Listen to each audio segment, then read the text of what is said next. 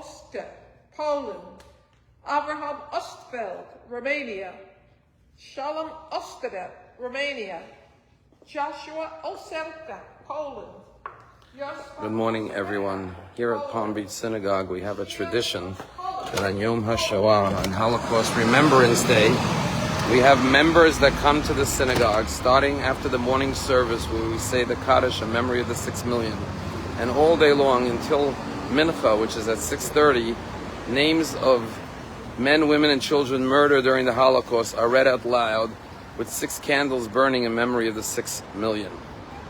This week's Torah portion has the commandment, love your neighbor as yourself. And many people mistakenly say, well, that's the golden rule. But actually, the golden rule says, do unto others what you would want others to do to you. It's about justice. It's about fairness. Be fair. Be just. It doesn't say anything about love. Judaism says, love your neighbor as yourself.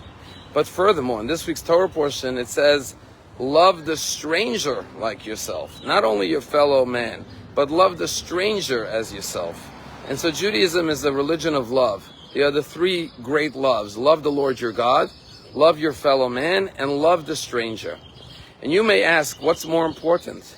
Love of God or love of your fellow man? And the Baal Shem Tov says, love of your fellow man is greater, because you love the person that your lover loves. It's one thing to love somebody, but if you love everyone they love, because I love you, so I love anyone you love, like your children or your family, that's even a greater degree of love.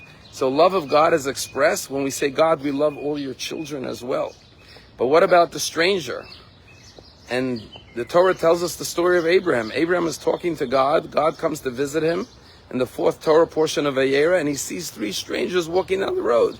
And what does he do? He gets up. He says, God, please wait. I have to go greet the guests. And he runs to greet the 3 strangers.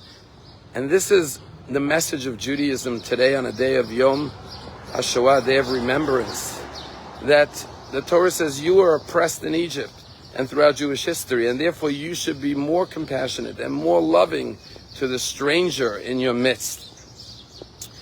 Today we remember all the heroes, not just those who died, who were murdered, the 6 million, but all the heroism during the years of the Holocaust. And not just of Jews, but of Gentiles. When you go to Yad Vashem, you walk through the garden of the righteous Gentiles where trees are planted for 26,000 non-Jews who rescued Jews during the Holocaust. But most of the world was silent. And today, after October 7th, we see the same thing. There was a Harvard-Harris poll that came out yesterday that said 8 out of 10 Americans support Israel over Hamas. But all we hear is the anti-Semitism, because the 80% by and large are silent. Now, during the Holocaust, many said we didn't know what was going on, but today Hamas videoed all of their atrocities. The world knows. And therefore the message of the heroism of today, of those who are heroic, Jews and non-Jews even, is that we have to stand up and raise our voices and protest against the inhumane, barbaric atrocities and violence and terrorism committed by Hamas and others as well.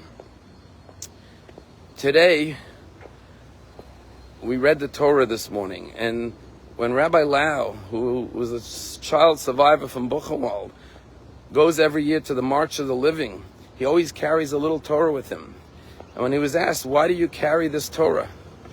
He always says, because the Nazis not only wanted to wipe out the Jewish people, they wanted to destroy Judaism. And therefore this Torah is a survivor as well.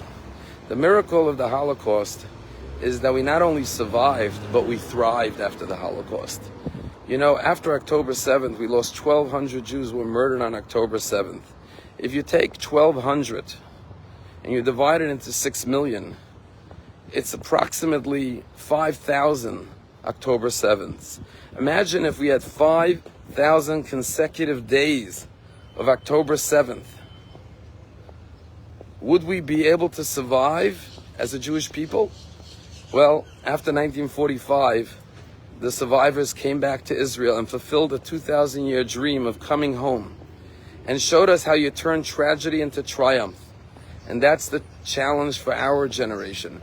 How will we take the tragedy of October 7th and turn it into a victory, into a triumph, an everlasting one for the Jewish people? I'll just conclude with a story that there was a rabbi who, his name was Rabbi Bomza, he lived in Brooklyn. He converted someone to Judaism, and it was on a Sunday, and he said, would you like to go to the Lubavitcher Rebbe? He gives out dollars and blessings every Sunday. Would you like to go get a blessing? And he said yes. They got online, and when they came to the Rebbe, he said to the Rebbe, this man just converted to Judaism this morning. The Rebbe gave the Rabbi Bomza $1, and then he gave the convert $2. And he said to Rabbi Bomza, please don't feel bad that I gave him 2 and I only gave you 1. Because I only have 1 commandment to love you. Love your fellow as yourself. But I have 2 commandments to love him. Love your fellow neighbor as yourself, and love the convert, love the stranger, the newcomer in your midst. That's the message of Judaism to the world. In a world which has xenophobia and hatred of the stranger and the others, Judaism stands as a testament, and the Jewish people are told 36 times, treat the stranger with love and compassion and kindness, because you were strangers in the land of Egypt. If we suffered from anti-Semitism for thousands of years, it's to teach us to be an example for the world. And indeed, everyone knows that whenever there's a catastrophe around the world, whether it's a hurricane or an earthquake in Haiti, one of the first countries to always arrive with a field hospital, of course, is Israel. Israel shows the world how to love everyone, even the strangers.